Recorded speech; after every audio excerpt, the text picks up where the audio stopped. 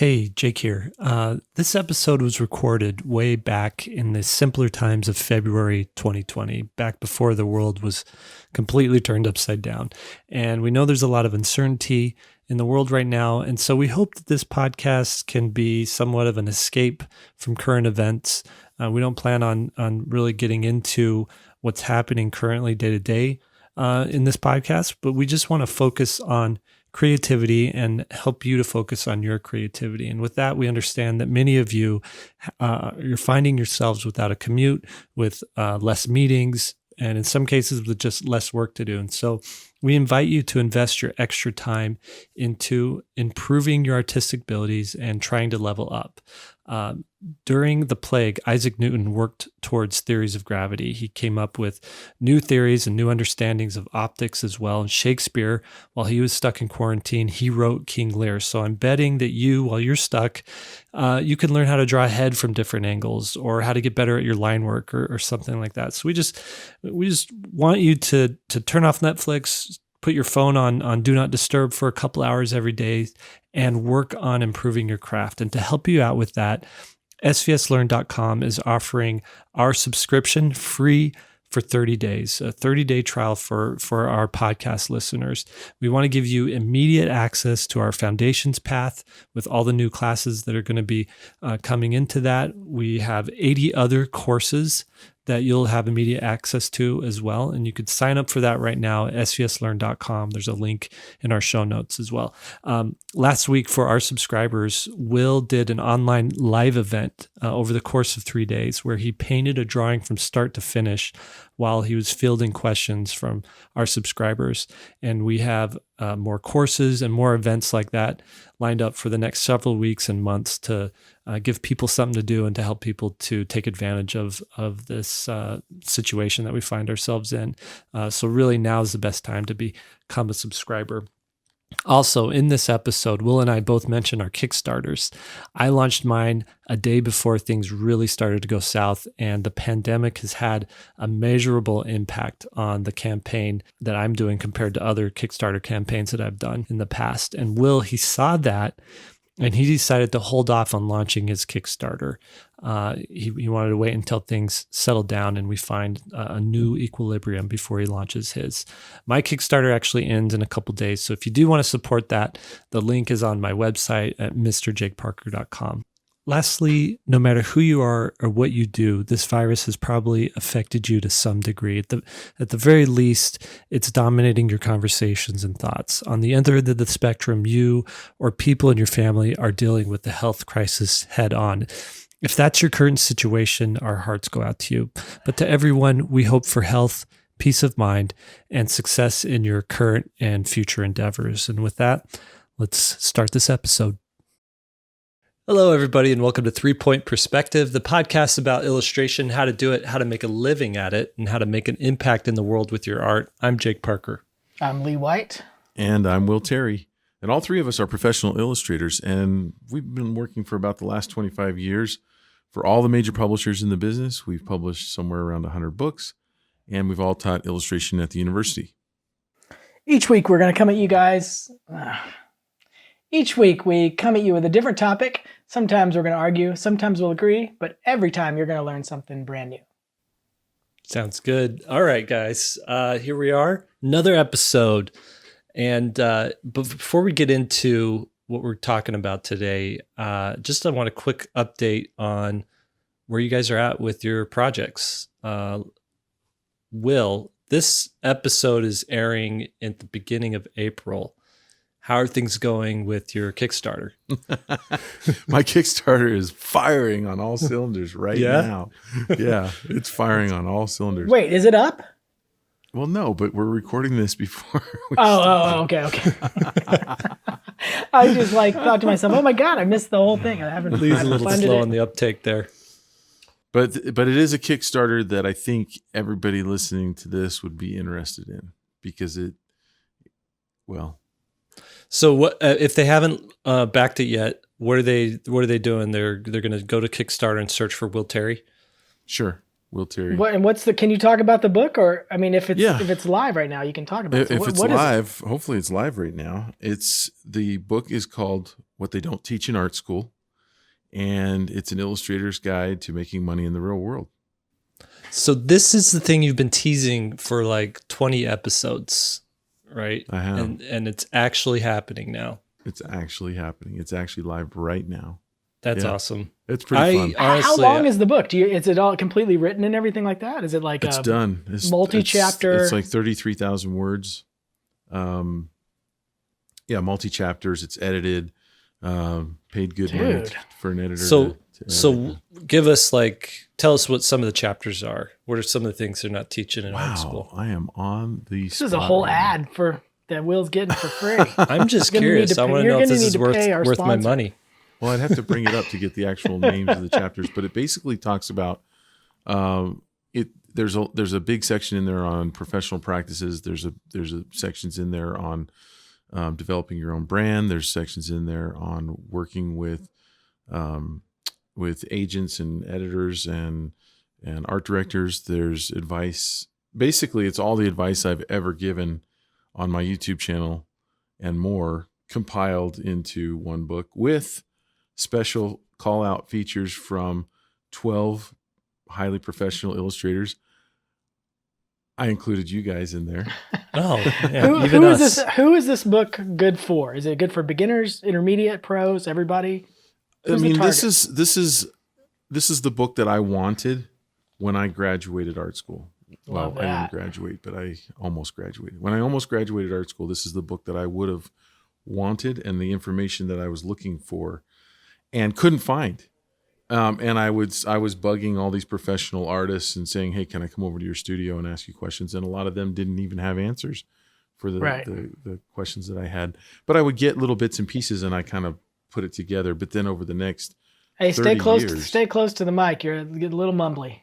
okay, for 30 years, I've been developing this, and this is the guide. This is the playbook I wish I had when I started out. And it's always been a passion of mine to talk business. So whenever I would have a class at the university, an art class, I would always mix in. I'd say, okay, today we're not talking about making art. We're talking about selling art. What are you going to do when you get out of school?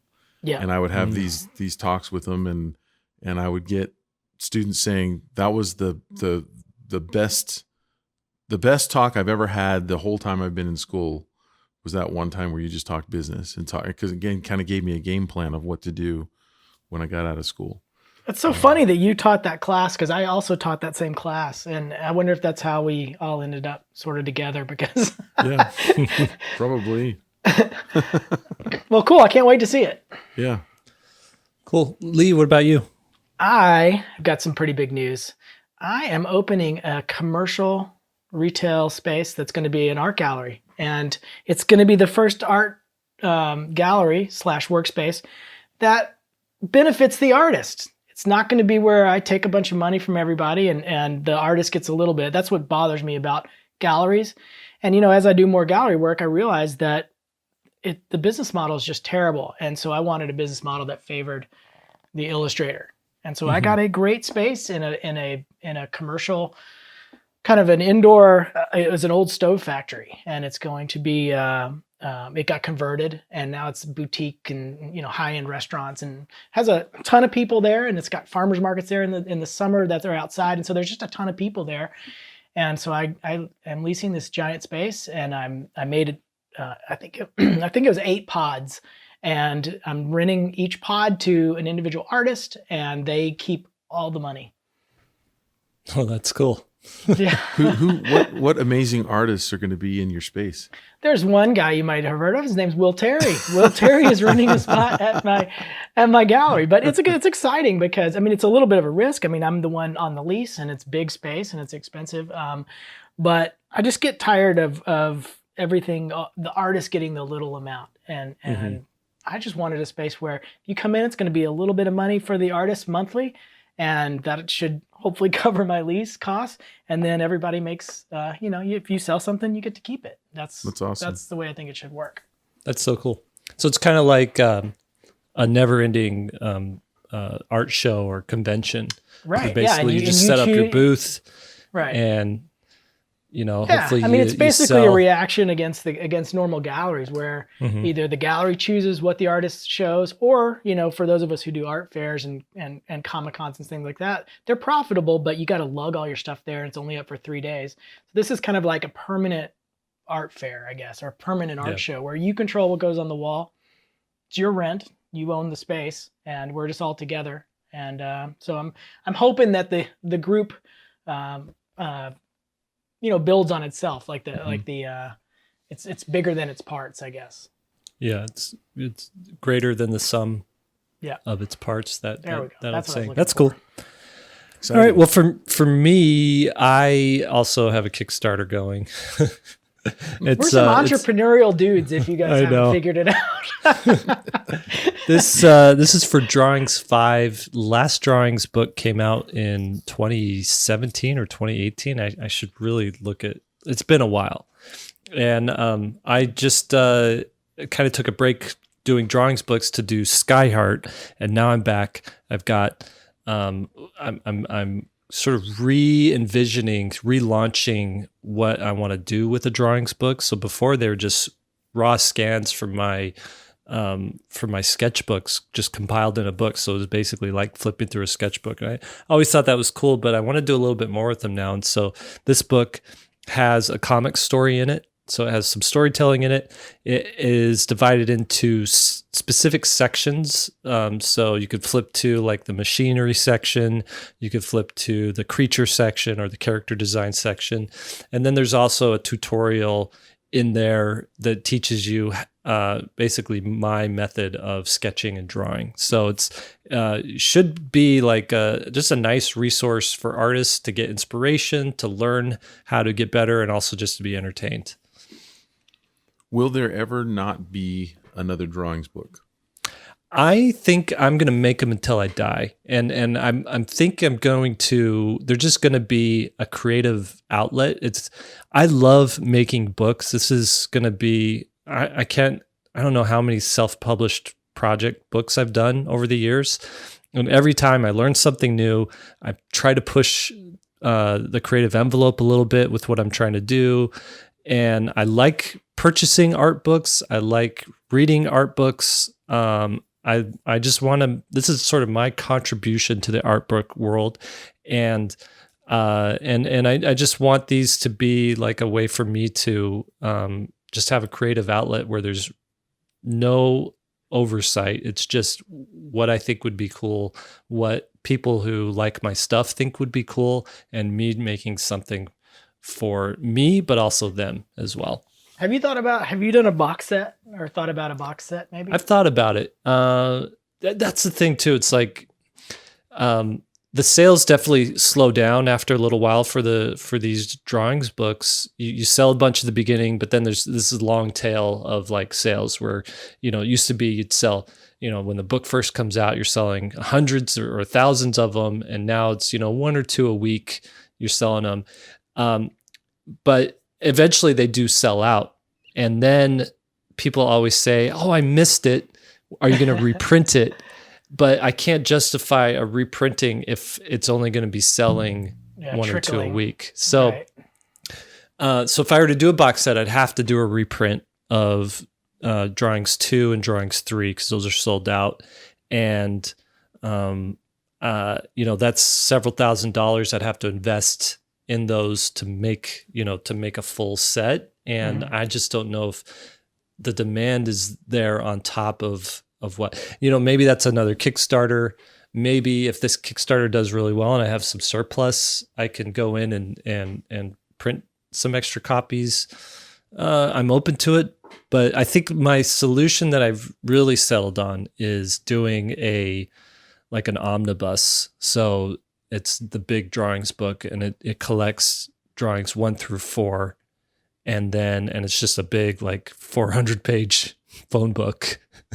and then drawings 5, 6, and 7 are going to be maybe 6, 7, and 8 are going to be this new format where I do the stories, I do the tutorials, and then I do not only sketches but more finished artwork as well. Can I buy a lifetime membership to drawings books? That is a great question.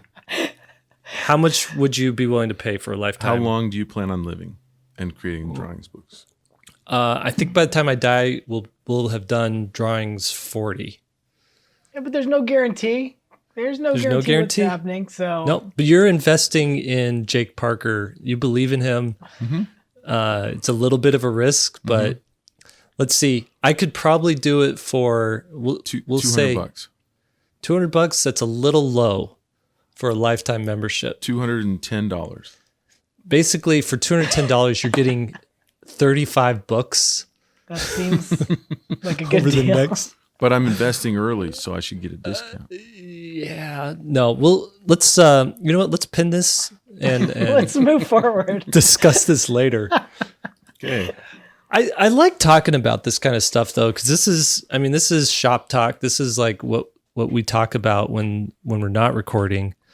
And so I don't know. I just like you guys to have a little bit of a behind the scenes. I do think it's interesting. Just to recap what I was talking about a second. I was sort of joking with Will, but it is interesting that all three of us are published illustrators and that we had typically make our living from client-based stuff, and we've all slowly started to shift to where we're taking the reins and we're gambling. We're having to invest money to make these things, and whether it's a gallery or a book or whatever, a series of books. But we're all basically taking the leap and saying, "Hey, I want to create my own content." Yeah, I mean, that was a question. I mean, I was just talking about that with Allison, my wife, just this morning, where she's paying bills and she's looking at the account and she's like, okay, hey, so what's coming in next? Like, what kind of jobs are you getting? And I have 0 client work right now.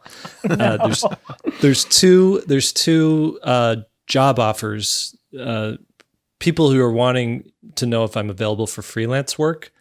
But when I look at what they're going to pay versus the time and the effort that I need to put into this Kickstarter and what the Kickstarter is going to pay, the Kickstarter is riskier because who knows if it's going to do well or not. But every one of my Kickstarters has been successful and has ended up netting me more money than the work and effort that I would have put into freelance. Plus. Right.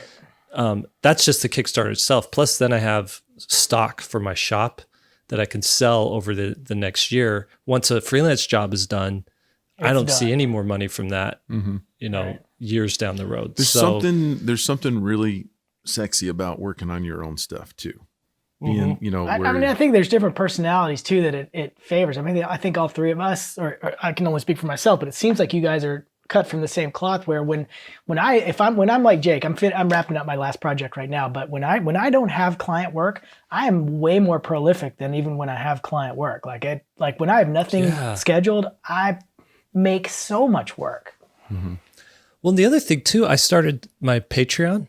I've always had a Patreon. Like this last year, I've been doing that. And it was project based. So if you wanted to support Skyheart, you came to the Patreon and you supported Skyheart. But I shifted it this year to just support Jake, and you're just going to get basically behind the scenes stuff of all these personal projects that I'm doing. So if I make a YouTube video, you're going to get the notes for my YouTube video before I ever post the video. If I design a character, you're going to get a video of me explaining the drawing of, the design that went into it, or you're just going to get a PSD file, just a straight up PSD file that you could pick apart and look at. Oh, here's what he did on this layer. Here's what he did on that layer. And I've seen so much more growth with the Patreon for that, just supporting Jake, making his own stuff, not project based. It's just Jake based. That it makes me feel dumb that I haven't done this sooner. Because it's just there's no business. I mean, you got to find it. You don't know really how it's going to go. You know what I mean? So you're kind of finding your way in the dark, sort of. Yeah, that's true. I like the analogy. Like you can only see as far as your headlights down the road. As far as the headlights will show you. But you can get all the way to your destination that way. You don't need the whole map.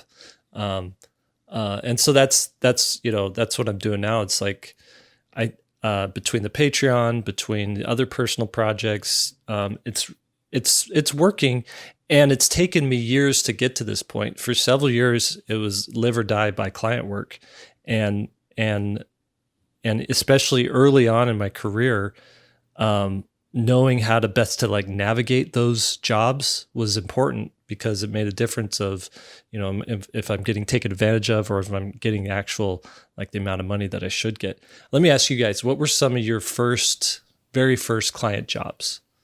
Are we getting into the episode now, or is this? Did you like that transition? That was so smooth.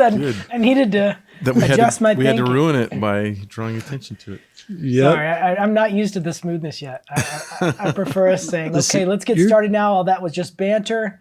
Now you're dealing with a professional podcaster here. Wow. I can tell your Patreon skills have rocketed you into professional world. Me and Will are just amateurs back here. All right. So what was some of our first client work? Yeah, very first client work. You've talked a little bit about it before. I know you did some mural stuff. Will, you jumped right into illustration work out of college. But what were these first jobs? Were they like super like awesome? I can't believe this is the kind of stuff I'm doing, or was it like, ooh, I just need work? I think it was interesting because it was a real combo of exactly those two things. When I was first getting out, as I was transitioning from school to pro stuff, and decided I didn't want to do entertainment stuff because I'd already started getting a little bit of work there. But when I decided just pure illustration stuff, I remember I got the job to do an ad for a dentist, and I had to draw a tooth holding a toothbrush riding a motorcycle. And it was awful. It was just, there's no possible way it could be good. At the same time, I had sent out a bunch of postcards to New York, and I was trying to get work as an illustrator doing books. But the first thing that actually hit, I got a call from National Geographic and did an illustration for National Geographic. So that was just, it's so funny because at the same time I'm working on this tooth and then a National Geographic full page illustration. It's awesome. Just so goofy. Right. What about you, Will? I jumped right into doing editorial work. So I was working for newspapers and magazines, and a lot of obscure magazines. So it wasn't, you weren't doing like Time, the cover of Time magazine? One of the first ones I got was Money Magazine, which I believe was owned by Time at the time, and Psychology Today. So I got really lucky early on. I don't know if lucky is the right term, but I got some high profile magazines. And then found that the bulk of the work was coming from obscure magazines like Hospice Magazine. You know what Hospice is? Where they come to, like, when you're about ready to die, you go into hospice care. Who reads that magazine? Hospice directors. Directors of hospices, and then the circulation was only 20,000, but they paid. $600-800 for a cover. And, but the thing is, one of the things you were talking about or asking about, I think was, was it really good work, or how did you feel? And I think, I've really thought about this, that you go through different phases in your career as an illustrator. And one of them is, I don't care what I'm drawing. I don't care if it's a tooth riding a motorcycle or something. What was yours? Yeah. Tooth with the toothbrush. Tooth holding the toothbrush, riding the motorcycle. Riding the motorcycle. You just want to, instead of working as a cashier or hanging drywall, which is what I was doing, you just want to sit at a desk and get paid to draw something. That's where my mind was. And if someone was going to pay me to draw something, I didn't care what it was. But what's funny about the human spirit is, and I think it's a really good thing. I think it's why civilization is advanced to the point that it is we're not content. Typically people are just never content. We always want more. Right. And so you do that, you draw the tooth riding a motorcycle for a year, and you start wanting to do something more fun than that. Yeah. There's got to be more than this. There's got to be more than this. So I was doing editorial and doing a lot of little business people with that was like a big thing back in the early 90s, was little people in white shirts and ties and women in business suits, and they're tiny with big objects. And that was the formula that I guess Brad Holland kind of popularized. And so if people couldn't afford to get a Brad Holland, so they might, sacrifice and try to get Will Terry to do an illustration, And I did hundreds and hundreds of those for magazines all over the country, and that's what put food on the table. Did you ever do, years. this is just a side question, but did you ever do stock? Because I remember, Oh yeah. If you guys aren't familiar with stock, that's where you would give your images to an agency, and then they would just be a catalog that clients could look through and say, oh, I want this illustration that's already done. And they'd pay a certain amount, $250, $500 for it.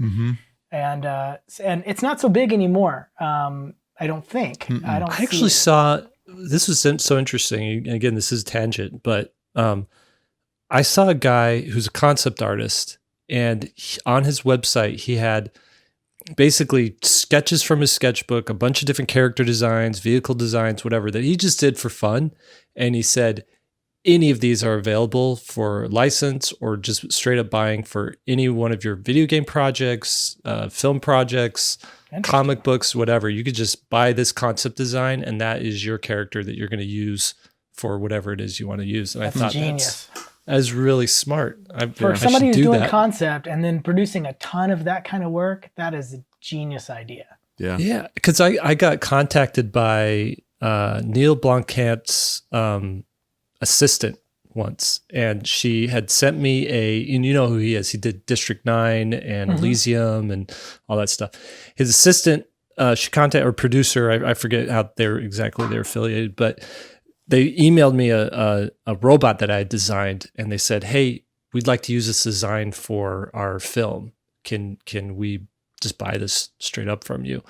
And ultimately I had already designed it for another film, for just like an indie project. And I told them, listen, it's kind of already for something, but I'm happy to do concept work for you guys. And they're like, oh, thanks for letting us know. We actually don't want to hire you for concept. Thank you anyway. We'll see you. So that kind of fell through. But the reason I bring this up, these early jobs, and my early jobs were like, I wasn't a good enough illustrator that people wanted to hire me for illustration. So I was getting hired to do like business card designs. I designed websites, just like the actual like graphic design of it. I did a lot of graphic design work early on. I think that's why I kind of enjoy it and do it okay now, because I was doing a lot of it early on.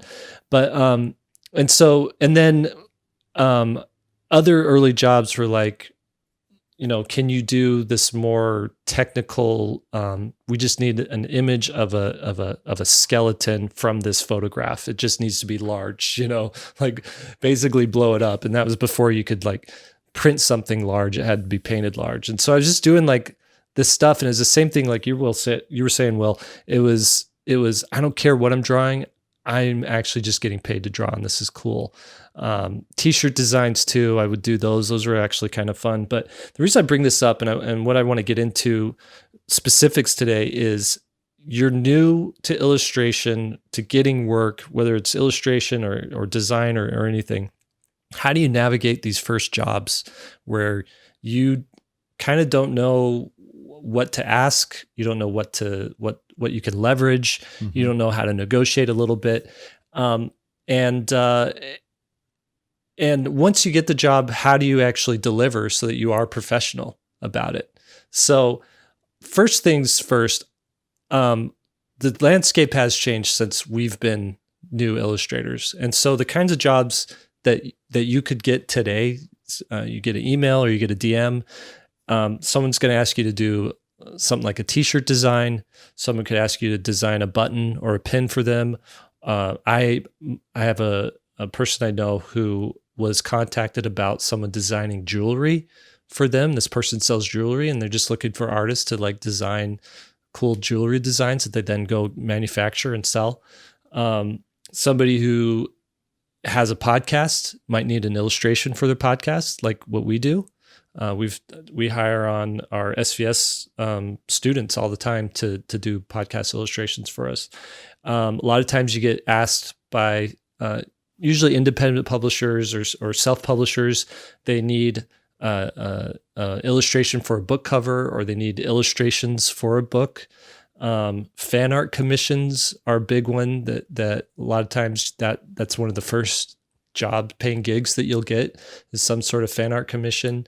I know of people who've gotten jobs designing figurines or miniatures for these smaller, someone has a 3D printer and they need designs, they need something to get going. And so they're looking for artists to do that.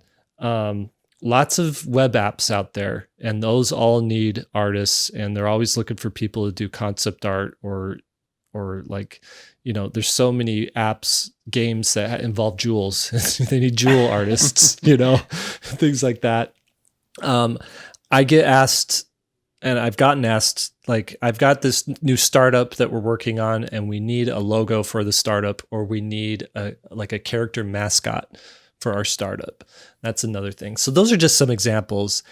So let's say you get an email or a DM, someone says, "Hey, I need you to do a design for me.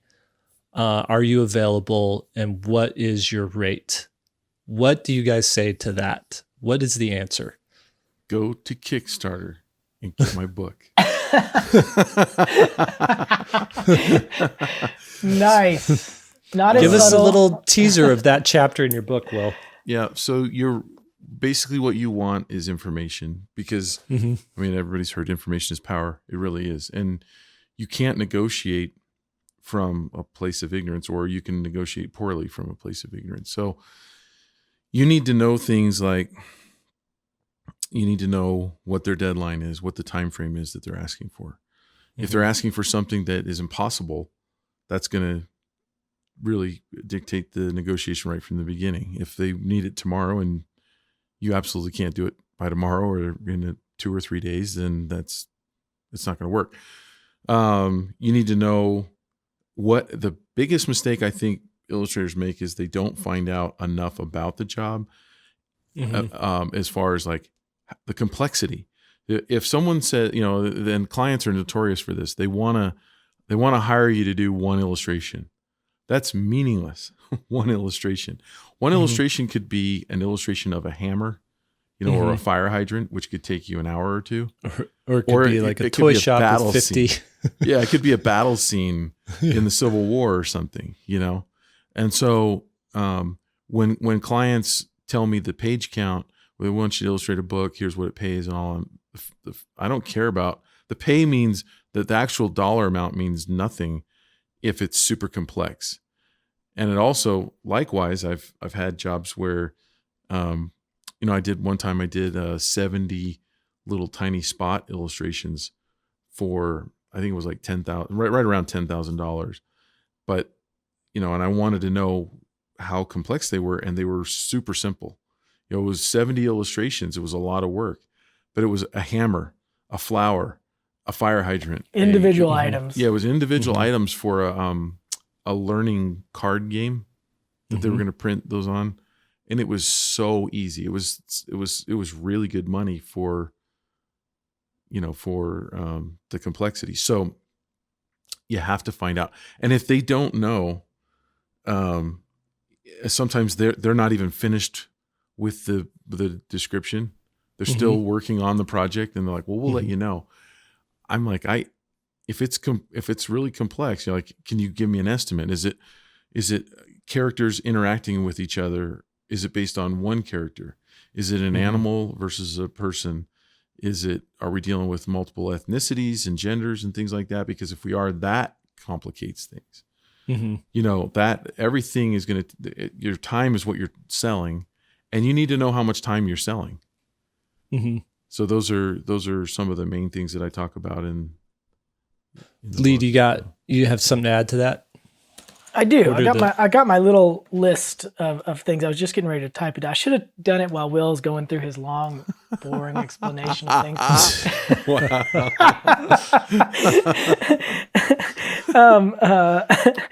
Hold on. Let me just write this down real quick. So I got a few things. While he's scrambling. I'm not. I don't scramble. There's also I put a whole section in. I know this is a big pitch, but it really is. It's like my life's work. This took 30 years, so I'm really excited about it. And I have a whole section in there on how to price your work, how to if you have no idea what they have, how to try to get the maximum amount out of them without feeling like a jerk, but coming up with a reasonable way of finding out what their budget is. So those are you really want to know as much about it as possible, and having questions ready to ask. And the neat thing now is that the beginning illustrators now don't have to get on the phone. That was nerve-wracking.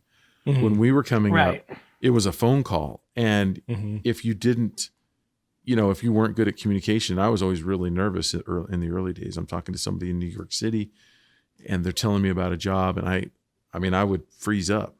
Yeah. And then I'd get off the phone and go, well, I didn't find out this, that, and the other. One time I didn't even write down the client's name. And they're like, well, we'll put it all in the fax.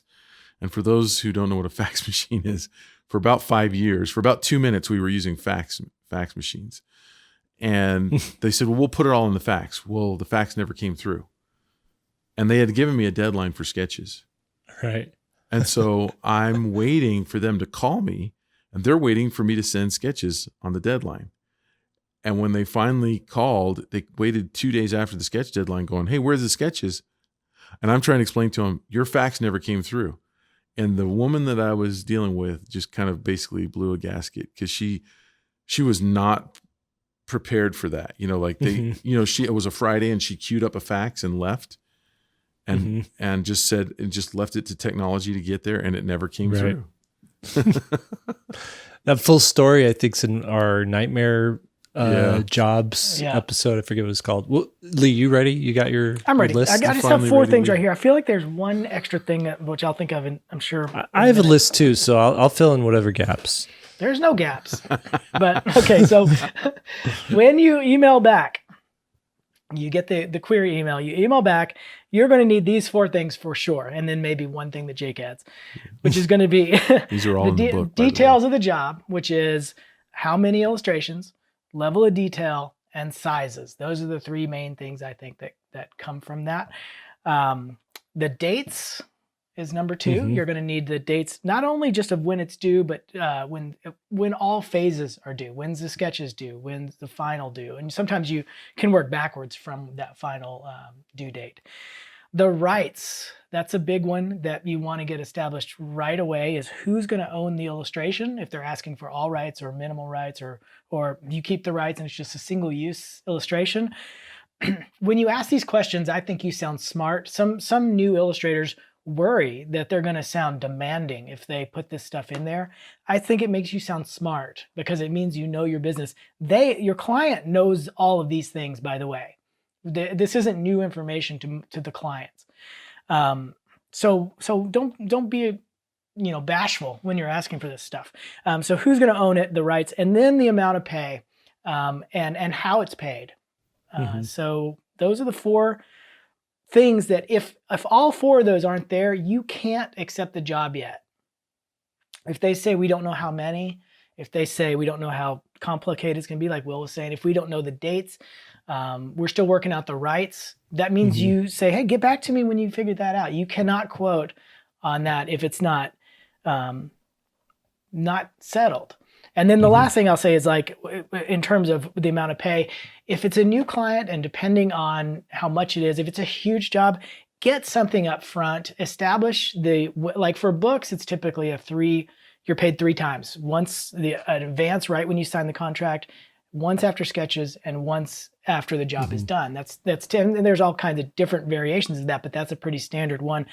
I had students in my class when I was running the portfolio class, senior portfolio class, they get a job with a game company and that would want some assets, and they would just start working, and they'd agree on some hazy amount of pay and hazy amount of detail, and then they get this unending amount of work. It would be 50 characters and 10 environments and all that.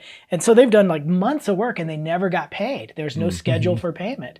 And then the company goes out of business or it fails to launch. And then they're like, oh, what can I do? Well, you can't do anything. Yeah. Right. No, I think that's good. So basically your response needs to be in a nutshell.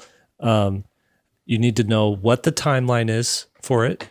You need to know the scope, and the scope is everything we talked about. It's like how many illustrations, how big, how detailed, how you're going to send the artwork. Yeah. So then that would be the needs, their specific needs, like how are what are you going to deliver and how are you going to deliver it? So do they want PSD files or do they want JPEGs? Do they need high res? Does that not matter? So those are all the specific needs. You're going to want creative direction. So you're going to just ask specifically, like, what kind of creative direction? And then I think the last thing is ask them what their budget is. Because oftentimes they're going to be like, what do you charge? Right. And I would say just turn it right back around and say, let me know what your budget is, and I will see what I can do that can work with your budget. And that way, that, they're either going to tell you exactly what their budget is or they're going to lowball you. And if they lowball you or they tell you what, you just tell them what you're comfortable doing with that amount of money. And then they could decide if they need to pay you more or not based on what you're going to be able to give them. So you'll say, okay, what you're asking for and this amount of money, I can actually do half of what you're asking for. And with that amount of time, that's really what I could realistically get done. If you give me more time or if you give me a little more creative direction or whatever, then maybe we can negotiate a little bit with that money side of things. But basically just you have a conversation with them, and it might take 2 or 3 emails to kind of iron this out before you start working. And Lee's advice there too is also I need half up front. We'll do half up front, and then when I deliver, we'll do the other half. And that means you don't fall into that problem where they're going to not be able to pay you after you've done all that work. Also too, like the rights thing, also ask like, what's, is there an NDA? Is this something that I can't put in my portfolio ever? Or is there a time when I can be able to put this in my portfolio? Because again, you don't want to, you want to have the work that you do be able to be seen so you can get more work as well. So I would ask about that. All right. So that is phase 1. Now everything's good. You're good. You feel good about the money. You feel good about the timeline. What do you send them in the first round? That first email back to them with your artwork. What does that look like? I don't know if it'd be interesting at all, but I'm just thinking about this job that I'm working on right now. Do you guys remember this novel that I'm working on and the little bit of trouble I got into on the front end of trying to figure out how many sketches? I'll just go ahead and tell you guys quickly the story. Just of stuff. It seems like those 4 things: details, dates, rights, and amount of pay, is a straightforward kind of thing. But here's what happened in the last job that I'm doing, or the current job that I'm doing right now. I'd done a previous book. We negotiated for 24 illustrations. There are spot illustrations and some full page illustrations throughout the book, black and white. And then they gave me the size. That's how the first job went. But I liked this book so much that I went ahead and did 25 or so extra illustrations. There ended up being 55 total illustrations. But I was only contracted to do 24, and I gladly did that. I had no idea there was going to be a second book coming. So we negotiate the rate for the second book. It says the same amount of illustrations, 24 illustrations.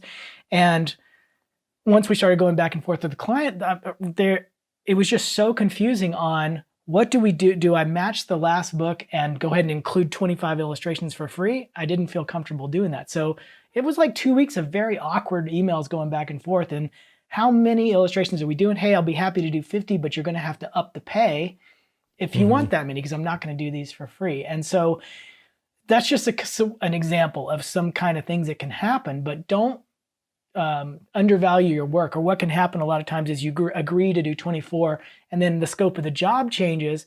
And if that changes along the way, I mean, I know we're going to get into the process of how to work, once the job's already going, but just watch out for project creep, because it'll go from 24 illustrations to 50, but you haven't renegotiated your contract. And all of a sudden, clients like free work, just like everybody likes free stuff. Mm-hmm. So you got to be careful. You fell into the classic passionate artist trap. Yeah. And I didn't mind it. It was to the best of us. It was a single job, and I didn't mind it. I was glad to do the work. But then when the second book came around, we had to put the brakes on. Yeah. Okay, so you're sending your first pass. What are you actually? What are you giving them? What's the level of detail that you're giving them? Are you sending them finished stuff? Are you sending them, a sort of like a rough version of it? What do you guys usually do? How do you organize it? I think I talked how do you about make it this so that in the last podcast or the one before that, where I've gotten to a point where I like to save time by sending something super rough, just to see if I'm thinking the same way that the art director is, or just to clear like, hey, I want to go down this road over here. Is that even close to what you're thinking of?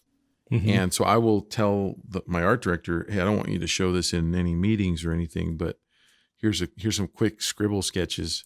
And I'm talking scribble. When I say that, there's no polish to them at all. You can barely tell what's going on. They're little thumbnails. They're just, this is what I'm thinking visually.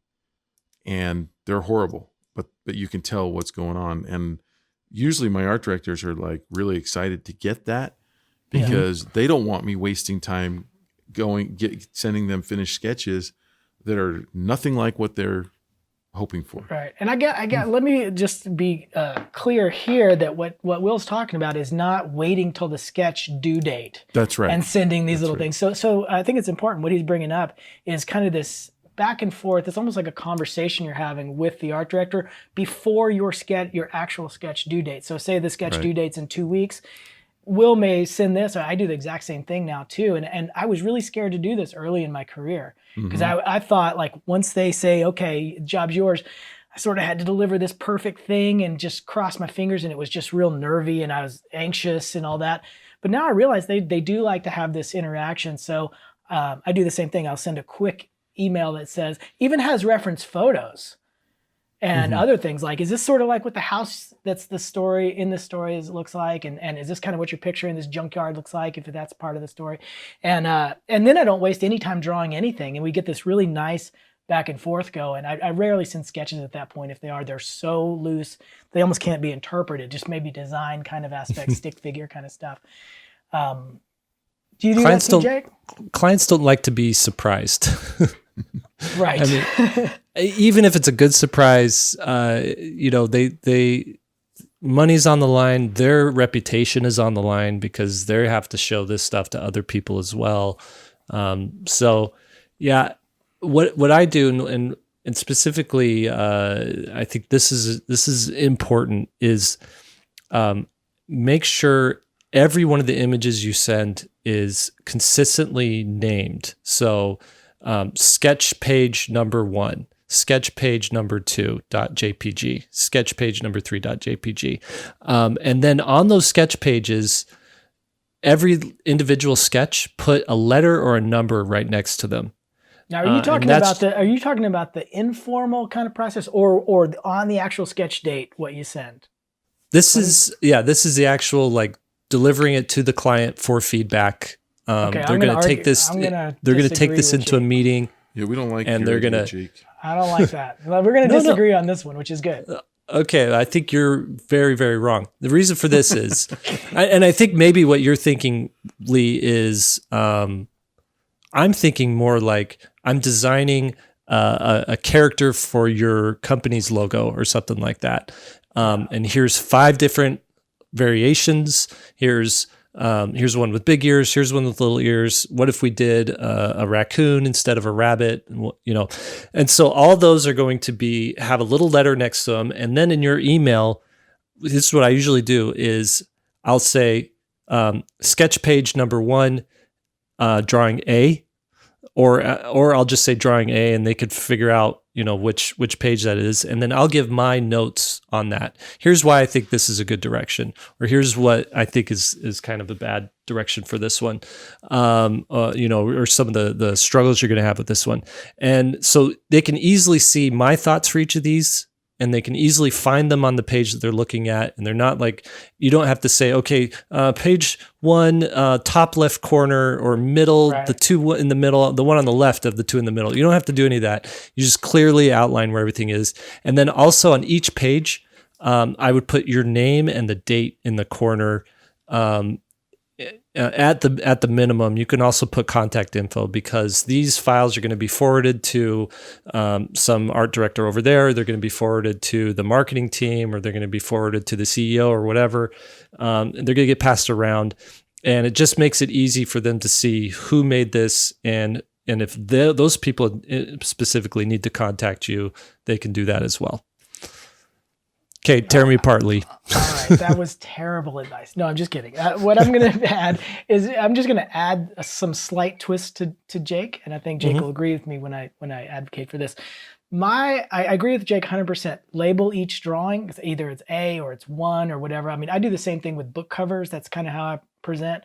But all of my work is in a PDF, because I want one file going back and forth to everybody. And then all of my notes, basically, like, say I'm doing a book cover. So here's how it's presented.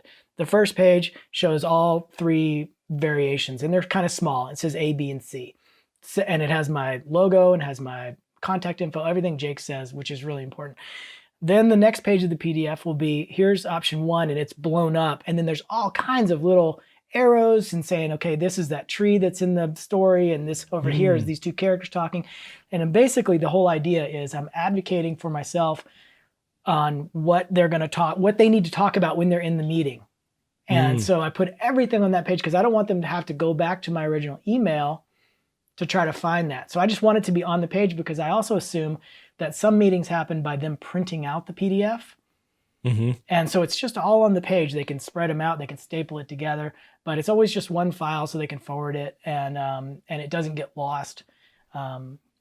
That's okay. Okay, yeah. So I think that's the premium option. but I like what Lee's saying, because it does protect you a little bit more. And so I kind of would look at. I would just kind of feel out like who you're working with and what's needed, but that's really good advice to just make a complete pack. It's almost like a deck that you're showcasing what you're doing. Right. So the benefit of presenting like that, in my opinion, has it like I said, it gives my client ammo for when they go in the meeting and somebody says, well, why don't we add this to the background? And then my page says, here's why the background is left blank. Yeah. And so I'm advocating for myself. And so what I noticed is my change orders went way down when I started presenting like this. And by the way, let me just add this before I forget it. The looser your sketch, I've noticed that the more professional that this presentation is, the looser my sketches can actually be. The same is true for the frame. Like if I'm doing a book cover, I'll make a really nice border for it. I don't try to hand scribble the border, and then the inside sketch can be kind of loose, and it just makes the whole presentation look total pro. And then, like I said, the change orders that I get, most of the time now it's them saying, hey, go for it. We like number 2, go for that one. Yeah. I think too, like after you do your initial emails and you understand a little bit like the structure of, maybe one of the things you ask is, will you be approving everything, or is there a committee that you have to present this to? I would find that out early on in the meeting too, just so you know how to present. If it's, if it's one individual that you're working for, it's like, some of these smaller jobs, it could just be like, hey, I want to hire you to do a commission, something like that.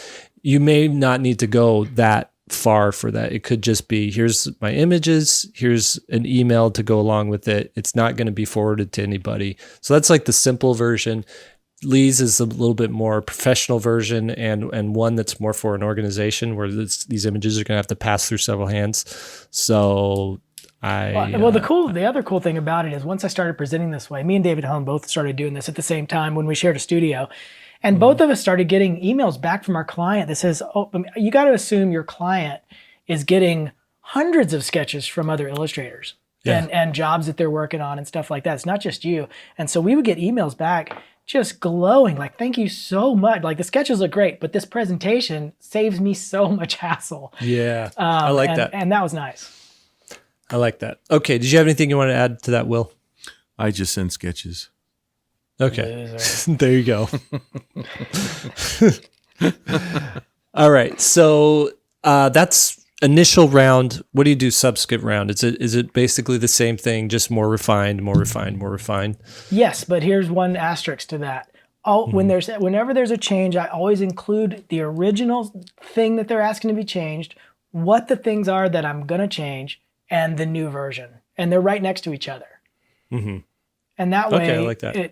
That way they're not left wondering because a lot of times they'll make these change orders, or like I said, it's a group of people, and they're just firing stuff off. And this way, again, you look like a pro the whole time, and you can say, here's the things I addressed. And if something that is, they wanted isn't on there, you're like, oh, it's clear that you didn't know that you're supposed to do it. This does add a level of complexity in your schedule as well. So if this is going to require you to probably put in another couple extra hours. Not a couple. You make only once. You make a template, or just do it for one job, and then that will be your template. So you don't have to actually do it randomly. Okay. So I've just got a template. Open it up, and there it is. I just replace all the images. I can type whatever I want. Very Easy. cool. Okay, so I like that. Will, how do you deal with notes when you get notes? Do you push back? Do you just do what they say? I mean, I really try to understand why they're making the change. I think that's important. Mm-hmm. Sometimes I think, so sometimes changes you agree with, sometimes you're probably indifferent to them, and sometimes you really don't like the changes. Sometimes I've had changes come back that make the book a lot better. Make the illustration better. Mm-hmm. And so I try to stay really open to that. There was a time early on when I was always, I would always take offense of like, why do they have to change this? This is great. My work is great. And then I realized like I'd seen instances where I looked at the book when it came back and I realized, wow, their changes were better. So in being more humble and being more open-minded, I try to understand why they're making those changes. One thing that is really frustrating for art directors is if you miss some of the changes, which I've done in the past, where let's say there's 5 changes in a sketch and you do 2 or 3 or 4 of them and you forget about one. It's really aggravating for them to have to come back and get you to do the other one. Mm-hmm. It wastes their time. And it's definitely not a feather in your cap for future work. So I would say, don't ignore. If you don't like a change, make sure you have a dialogue about it. And if you have another, and don't ever, don't ever say, well, I don't like that change without having a solution prepared for an alternative. Exactly. Be solution oriented. But another piece of advice along this line is, when you make changes, if you can't, you have to figure out how to love the changes. This is a tough thing. You have to figure out how to fall in love again, especially if it's something you don't want to do. You need to find that gear where you can get really positive about the changes, because if you hate the changes and you hate the sketch you send, you're going to send a crappier sketch. They're going to approve it. You're going to end up having to paint that. And you're going to hate your life when you're painting that crappy one, and they're not going to like it. And so it's just going to be a blight on whatever project you're working on. Likewise, don't ever send in any sketches that you don't want to paint, because inevitably it feels like that's the one they'll always pick. So yeah, that's good advice. only send them stuff that you're willing to work on. You can be excited about painting. I want to run this by you guys, because it's an interesting thing I started doing a while back, and I noticed that it sort of works. But I now, in my, like, say I'm doing a book cover and I got 3 versions, I now write in all my notes, please pick this one. I love this one.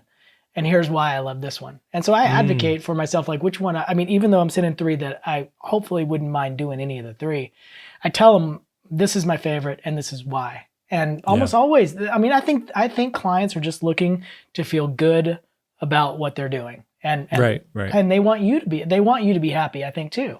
Mm-hmm. So if they sense that you're excited about it and typically they'll just let me do it. That's I smart. like that. That's cool. Okay, so what do you guys send? How do you send the final work? I'll tell you, me personally, I use Dropbox, and I always make a client folder in my Dropbox, and I have like final files in that Dropbox, and I just always send like links to that. And it's super easy. They click on a link, they can download it. There's no, you don't have to worry about emails not being able to download it or anything like that. You don't have to worry usually about file limits and things like that. Dropbox just seems to work really good for me. And it's just an easy way to organize everything because I'm already putting things in my files anyway on my computer. And so that's what I'll do. I'll have, and again, this goes back to the original email, like what are the deliverables? I'll just put all those deliverables in a folder. Everything's like organized in a particular, very understandable way. So JPEGs are in one folder, PSDs are in another folder, any other file types are in another folder. And here's the link, and it's all yours. How do you guys do it? I use WeTransfer, the free version. Okay. I love it. It's super easy. They download it. And we remember when there were FTP sites, when we would use the file transfer protocols, and it was like no one ever knew how to do it, or if it's sent, and they couldn't find the folder that it was supposed to be in. The thing I loved about FTP files, and maybe I shouldn't say this, but you could, if you knew what you're doing, you could poke around and see all the other projects that they're working on. I do that too. And I just go in there and like, oh, what's this book? Oh, that's cool illustrations. Oh, they're working with this person. Let's see what they're working on. Yeah, you get the keys to the kingdom when they give you the FTP. Right. I'm actually, the book that I'm delivering right now, or that I just finished up on, the picture book, was an FTP, and so I haven't dealt with FTP in so long. I bet if I asked though, but like, oh, so what's your FTP for me to upload these to? They'd probably be like, oh, yeah, here it is. But Dropbox is just so easy. Yeah, I use Dropbox most of the time. That was one of those things too. Early on, I've been using it probably 10 years now. Early on, I was like, geez, I can't believe I'm paying this much a month. Is it really worth it? And now I'm just like, I can't believe it's this cheap. This is so worth every penny. Space now. I mean, it's like a terabyte for $50 a month or something. Yeah. I mean, it's good. You'd think Dropbox was sponsoring this episode. Maybe we should contact them about sponsoring. I tell you why they're so good is they figured out with how they work and how it works, they've just figured the whole thing out seamlessly. Kind of like me and Will were talking about the iPad case we have. They figured out the perfect thing right from the get-go. Mm-hmm. And so once you have it, it's just something you don't think about. Like what I like about it is it updates all my files. A client will ask for something and it's already all I have to do is say copy a Dropbox link and then I send it to. I don't have to do all this extra uploading and do all this weird stuff. They just sort of figured it out. They made my life easy. It's worth it for sure. Right. Okay, so what do you guys usually say in your final email to them? Will's holding up the case, so people are going to be asking about that. Yeah, what's the case? Zugu case. It is the best case you could ever get. We are not sponsored by them in any way or affiliate, but me and Will both have that just independently of each other. And I saw that he had it, and I was like, dude, how great is that case? It's perfect. All right, so what's what do you usually say in that final email? Is it give me my money?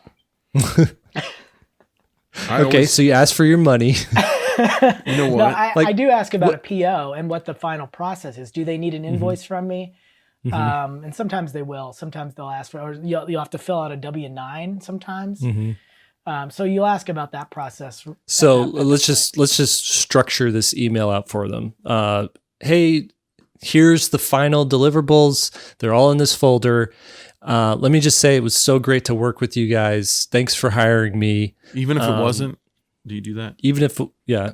Well, if you want to work with them again, then You say that. Yeah. you say that. If you don't want to work for them, You can still thank them without saying, "Hey, let's work together again." yeah. I mean, here's what's always funny is be.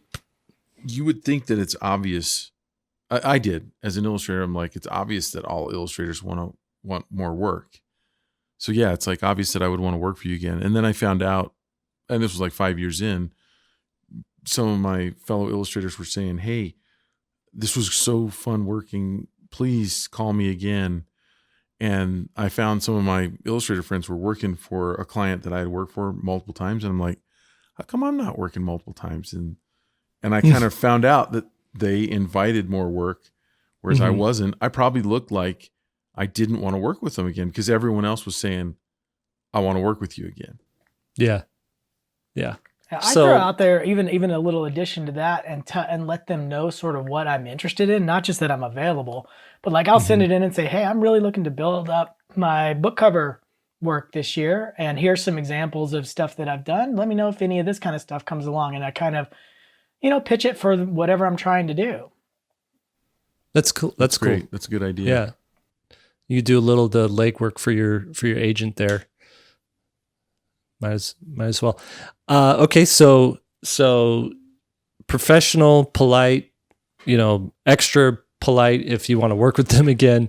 And again, you don't want to burn any bridges. You don't know the situation. If a person's hard to work with, you don't know if that was their fault or if it was the people they work for's fault.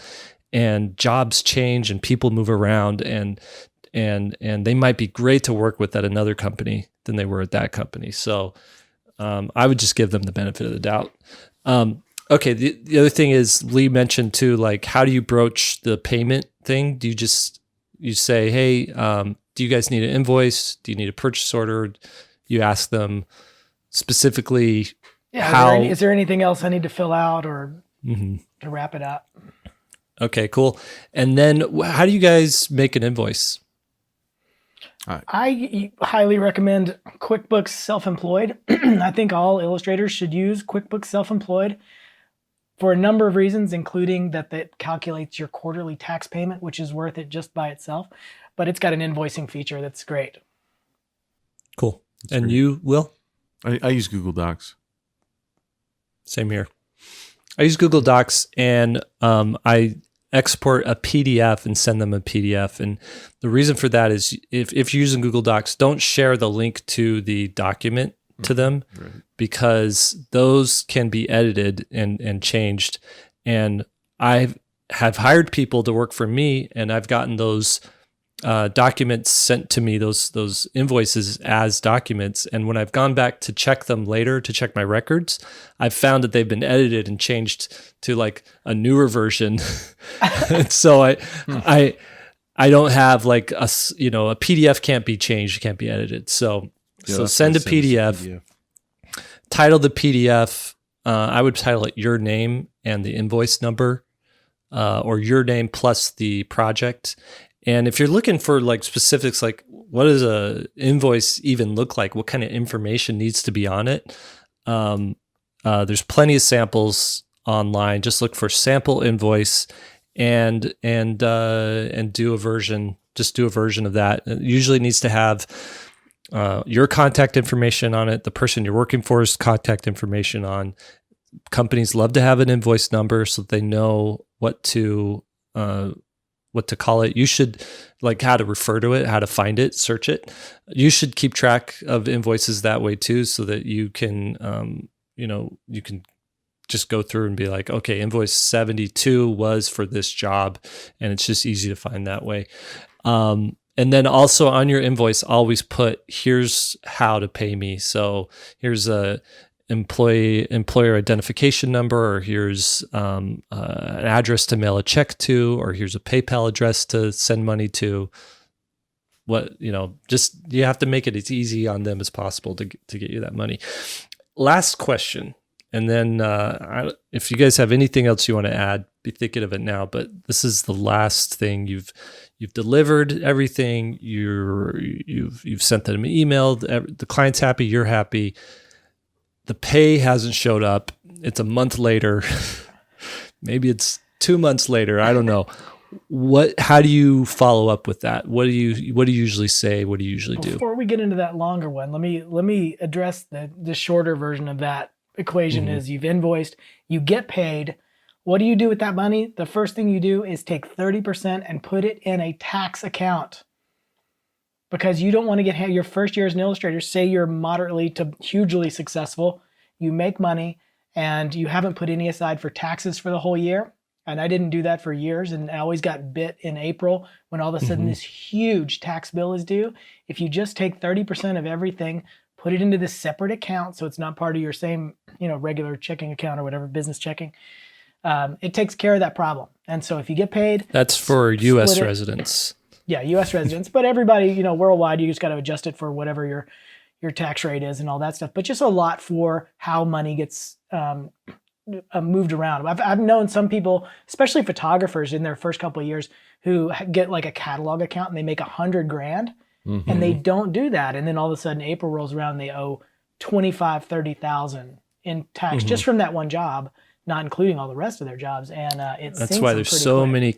That's why there's so many Kickstarters in March. Yeah, please, gotta pay my tax bill. So just do it, just separate it. It stings a little bit, but as long as you know it's coming, it doesn't sting as bad as it does in April. That's great advice. Okay. Yep. And then following up if you haven't gotten paid yet. Oh man, that's an awkward moment. So here's the thing. Keep in mind that, it's not the art director's money. It's whoever you're working with. If you're working with an editor, if you're working with an art buyer, if you're working with an art director or creative director, it's not their money. And also, they're usually not the ones screwing up the payment. So when you get pissed off, don't get pissed off at the art director or whoever your contact is. Say, hey, this is what I say. Hey, I really hate to bother you. I know you've got more important things to do, and this isn't even in your purview, but I haven't gotten paid. Can you get me the person that I need to email and start that chain? And then they'll either do it for you. They'll feel bad and they'll because you didn't attack them.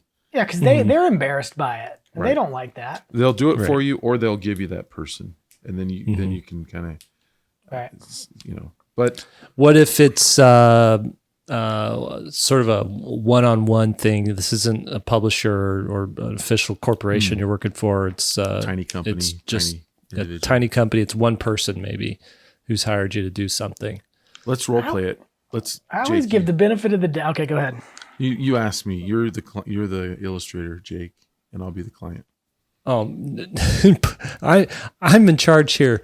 You're the okay. All right, I'll you be the client. Play along, Jake. Just play along, Jake. Come on. Okay, I'll be the client.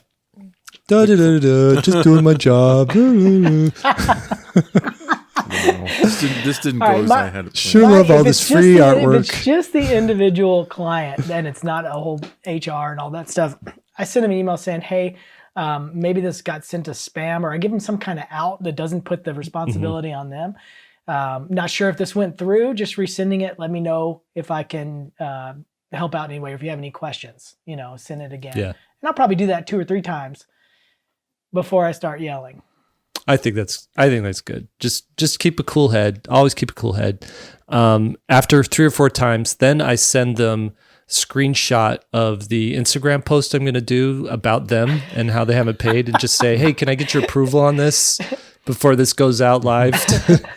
No. Let me ask you guys a question. Would it be better in that situation? Say let's look at a situation that a new illustrator might get. Like maybe it's a self-publishing kind of thing and they're working with them and that person's not paying that final bill. By the way, this is why you get incremental pay along the way. So if they don't pay, at least it's a small amount that you're losing, not the entire job. But say that person won't pay the whole thing. Do you ask, if it's kind of becoming clear that they're not going to pay, do you ask, hey, can we split this, if you're having trouble paying the thing, can we split it up into payments or something like that? Do you think that would be? Okay, here's the problem with that. I love it when Lee walks into a trap. Legally, if you accept a partial payment, in a court of law, that can be argued as payment in full, because it becomes a he said. It's not, especially if it's not in a contractual thing. then the client can easily in a court of law say, we were having a hard time paying. We negotiated with them. They said they'd accept. I love it when Will walks into a trap because with this email, if they'd agree to it, then you have to send an addendum to the contract saying we're going to break this. Make sure you do that. Yeah. Yeah. But in general, if you accept a partial payment and you don't get it in writing that it's partial, yeah, it can easily be argued in a court of law, and you'll almost always lose because the defendant, if you take them to court, will say they agreed to take a lower amount.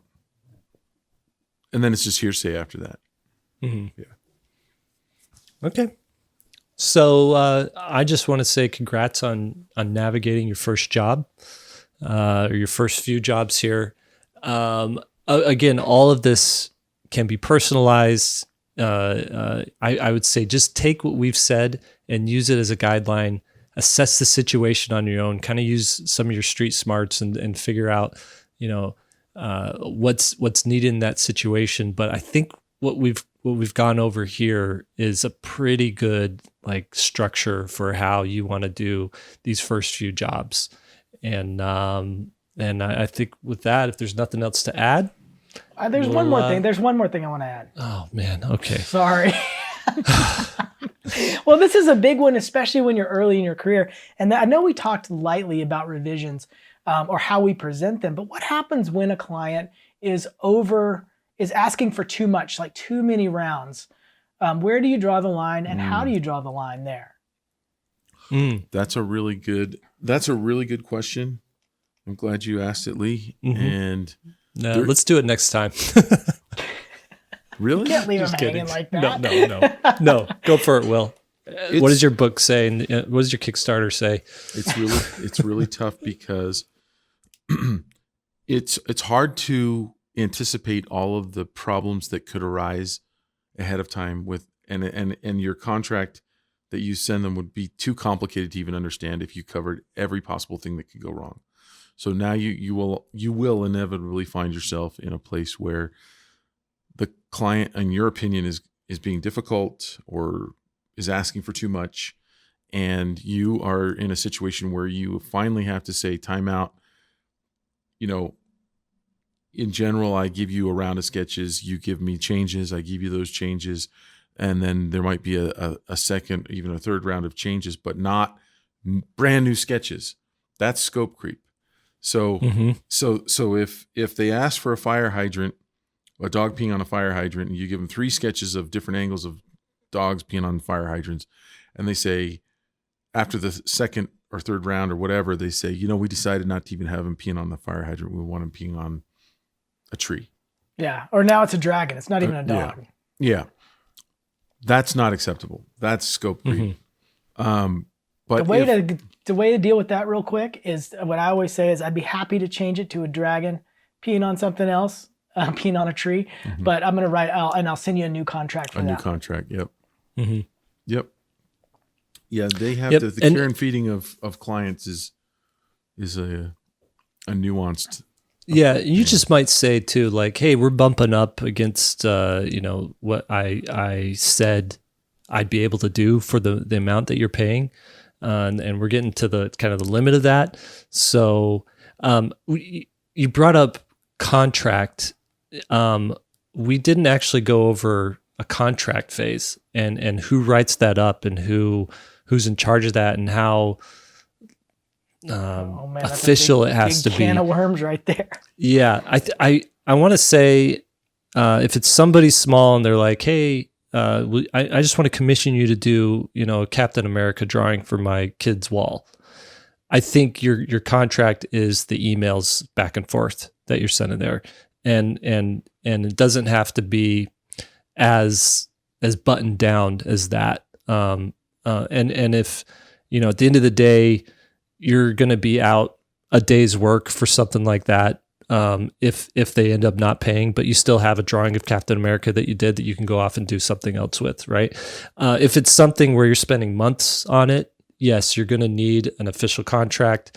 That's something that's usually, if you're working with a publisher or some sort of, official corporation, they're going to have a legal team that just sends you a contract, and you're going to want to go over that with either your lawyer or your agent or your uncle who understands contracts or you who understands contracts. And if that's the case, if they go against that contract, then you could say, okay, we need to adjust the contract, and either they do that or if they're the ones who created the contract in the first place, then I think it's on them to do that. Now there's a gray area in between there where maybe it's not a huge corporation and maybe it's not, you're doing something for, your neighbor down the street. Then I think you can never be too safe, but you can also spend a lot of money trying to be too safe too, and a lot of time. There's a middle ground there. The pricing and ethical guidelines by the AIGA is awesome.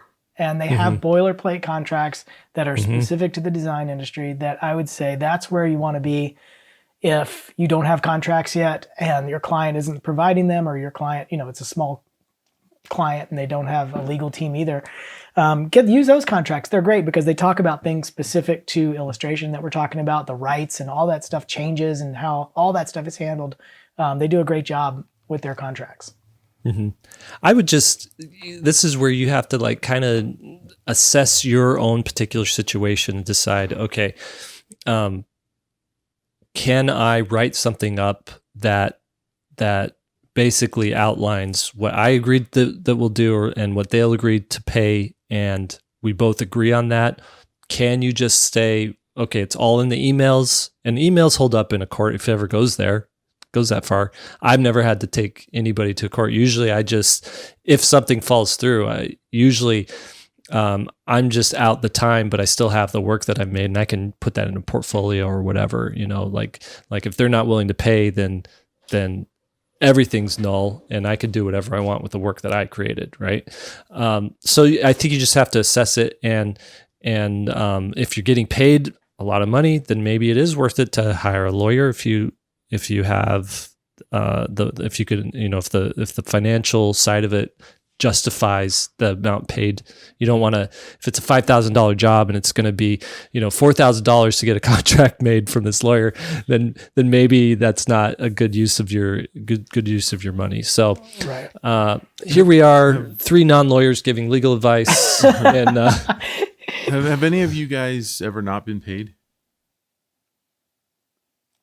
It took me a year to get paid from a company in England that I worked for one time. And man, it was like clockwork. Every Friday I'd have an alarm that go off that would say, send an invoice. And I just sent them an invoice every Friday. I've never not gotten paid. However, the worst experience I had was this situation. And it was, dude asked me to color a comic book cover for him, and I was like, "Hey, I'm a little busy, but I like your work. I want to work with you. So yes, I'll do it. I'll set aside other stuff so I can work on this." I busted my butt. I worked on it. I delivered it. He came back and said, "You know what? I decided to go a different direction. Thanks anyway. I'm not going to use it." So that was it's sort of like a lesson learned, I guess. Like, he didn't pay me, but he also didn't use anything that I did for him as well. And so I just kind of avoided him and and never, just knew, okay, don't ever work for this guy again. I've only had one time where I got a half payment, and the company was going belly up, and they just like, "Look, take it or leave it. This is the best we can do." So I took it. And was that an incremental payment, or was that no? It was a $500 one editorial illustration 28 years ago, and I got 250 instead of 500. That's not too bad. So I will.